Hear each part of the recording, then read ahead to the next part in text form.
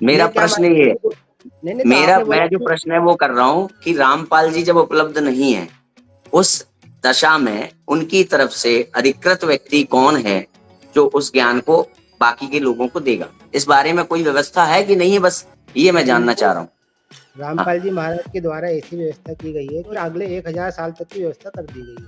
और अगले 1000 साल तक की व्यवस्था कर दी गई है। और अगले 1000 साल तक की व्यवस्था कर दी गई है। नहीं नहीं, कोई डाउट 1000 साल नहीं, षष्ठी तो उसके बाद भी रहेगी। व्यवस्था क्या है उसके बाद की? अगले 1000 साल तक की ये दास गारंटी लेता है, उसके बाद की तो प्रलय आनी है। फिर प्रलय आने पर तो कौन बचेगा, आप ही बताओ। अगले 1000 साल तक की ये दास गारंटी लेता, उसके बाद की तो प्रलय आनी है। फिर प्रलय आने पर तो कौन बचेगा, आप ही बताओ, आप ही बताओ। मैं केवल ये जानना चाह रहा हूँ कि क्या ऐसी कोई आपके यहाँ पर कोई व्यवस्था है जिसमें रामपाल जी की अनुपस्थिति में उनकी ओर से किसी को उनका उत्तराधिकारी या उनका जो है नहीं अधिकृत नहीं नहीं है? नहीं नहीं नहीं नहीं नहीं। तो उत्तराधिकारी इसका नहीं मतलब होगा। जब रामपाल जी नहीं है तो किसकी माने किसकी ना माने ये कुछ फिक्स नहीं है। मैं मान लीजिए मैं अभी एक ज्ञान गंगा छपवा लूं प्रिंटर से और हाँ उसमें कुछ ऐसी बातें लिख दूं जो रामपाल जी ने नहीं लिखी हैं, तो आपको कैसे पता चलेगा कि ये जो चीजें हैं वो रामपाल जी ने नहीं लिखी? आप तो उसको रामपाल जी की मानोगे। ये तो हो सकता है, स्कैम उसमें क्या है मतलब। ये तो हो सकता है स्कैम उसमें क्या है मतलब। ये तो हो सकता है स्कैम उसमें क्या है मतलब। ये तो हो सकता है स्कैम उसमें क्या है मतलब। करने वाला हाँ, स्कैम तो कर सकता इसका है। मतलब इसका कोई सही ढांचा आपके पास नहीं है, किस पुस्तक को लेना है किसको नहीं लेना है। ठीक है, हाँ मान गए। ठीक है, हाँ मान गए। ठीक है, हाँ मान गए। ठीक है, हाँ मान गए। क्या रामपाल दास जी के द्वारा प्रतिपादित होने वाला जो ईश्वर है, कबीर नाम है जिसका, वो सर्वशक्तिमान है या नहीं? सर्वशक्तिमान है वो ईश्वर अच्छा, सर्वशक्तिमान है वो, सर्वशक्तिमान है वो, सर्वशक्तिमान है वो, सर्वशक्तिमान है वो।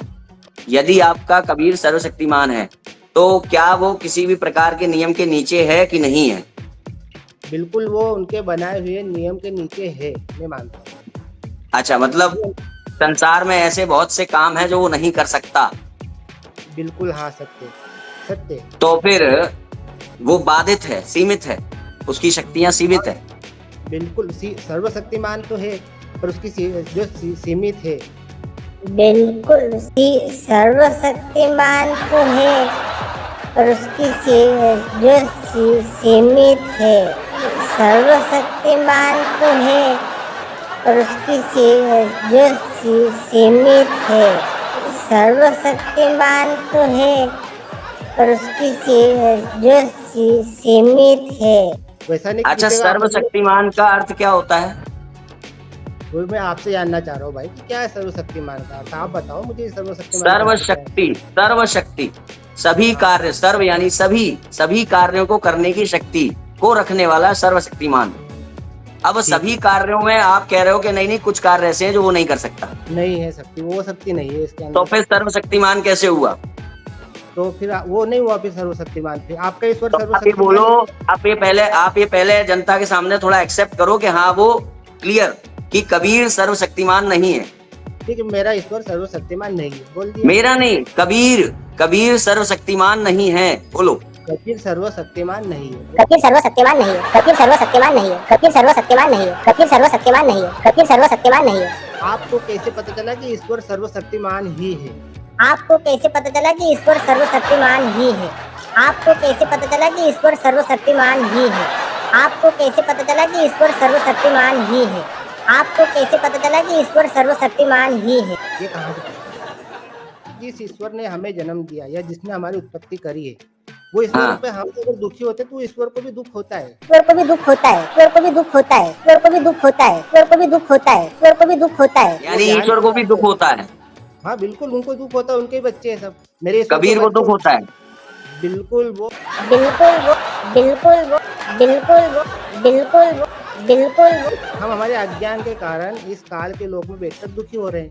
मतलब कि यहाँ से जो सभी जो मुक्ति कही गई है वो मुक्ति भी मुक्त नहीं, क्योंकि हमारा ईश्वर भी दुखी होता है। क्यों नहीं दुखी होंगे बताओ? अगर आप मनुष्य सभी दुखों से दूर हो जाना चाहता है, तो फिर इस चाह का विषय कौन होगा? वो ईश्वर जो किसी भी दुख से ग्रसित ना होता हो, सच्चित आनंद हो। मनुष्य सच्चिदानंद बनना चाहता है, तो उसका ईश्वर कौन होगा? जो सच्चिदानंद हो। मगर आप जो ईश्वर दे रहे हो संसार को, वो सच्चिदानंद नहीं है, ये आपने खुद ही कहा। वो मनुष्य की चाह का विषय ही नहीं है।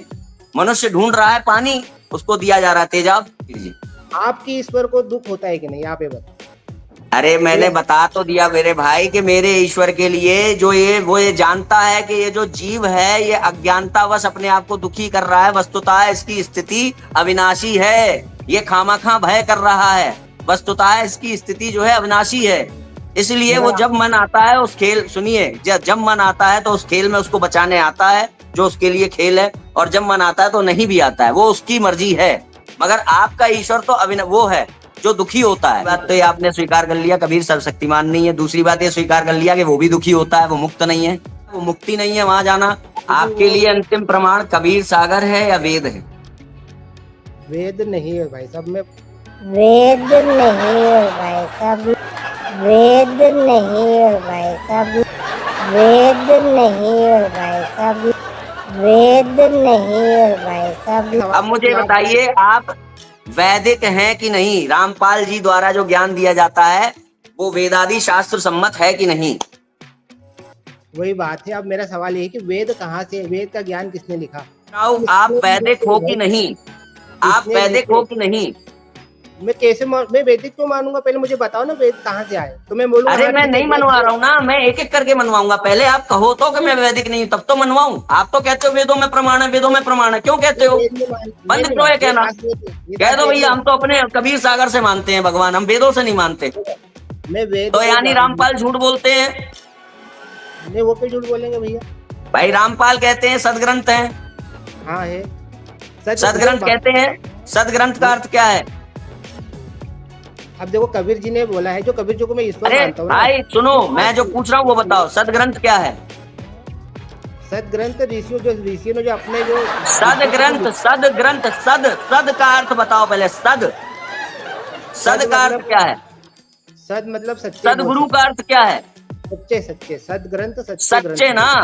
तो फिर वेदों को मानते हो ना? नहीं मानता, ये दास तो नहीं मानता वेद। नहीं मानता, ये रास्ता नहीं मानता वेद, नहीं मानता, ये रास्ता नहीं मानता वेद, नहीं मानता, ये रास्ता नहीं मानता वेद, नहीं मानता, ये रास्ता नहीं मानता वेद, नहीं मानता, ये रास्ता नहीं मानता वेद, नहीं मानता, ये रास्ता नहीं मानता वेद। नहीं मानते तो रामपाल को नहीं मानते? रामपाल को नहीं मानते?